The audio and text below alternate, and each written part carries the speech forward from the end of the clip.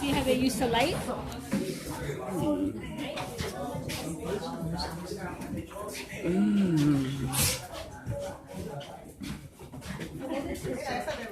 Old chess.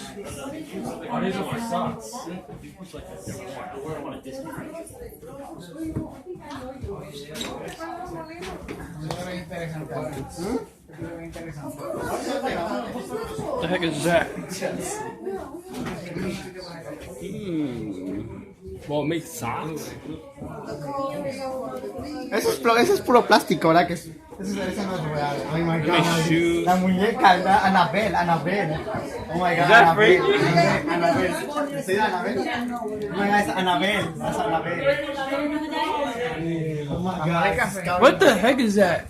It's scary. It's scary. Ladies, gentlemen, Yes, sir. follow here, please. No, everybody go. Now here you are, you have something called a general store. That means you can buy almost anything you need here that wasn't invented. This building was, well, it's like a Walmart or a Target, but a lot smaller, naturally. Now, it was built in 1840. It's right across the street from the courthouse. And the man who built this store also built the house right adjacent to it. His name was Stevens D. Stevens. He came from Manhattan, had a wife and a nice family, and he came here and he knew perfectly well Staten Island was the place to be because there was plenty of land, and he wanted to make sure that his family had a really, well, he was making a good living, and this was the spot to do it. So he had this store from from 1840 all the way up until 1870. Pretty good run, right? 30 years. But then he sold it. He got tired. He retired pretty much. No, he didn't go to Disney World. And what he did, he sold it to the Black family. Mr. and Mrs. Black had 6 kids. And are you ready for this? They had it for 10 years. And then the husband and wife, the mother and father, they gave the store, they willed it to the 3 daughters they had.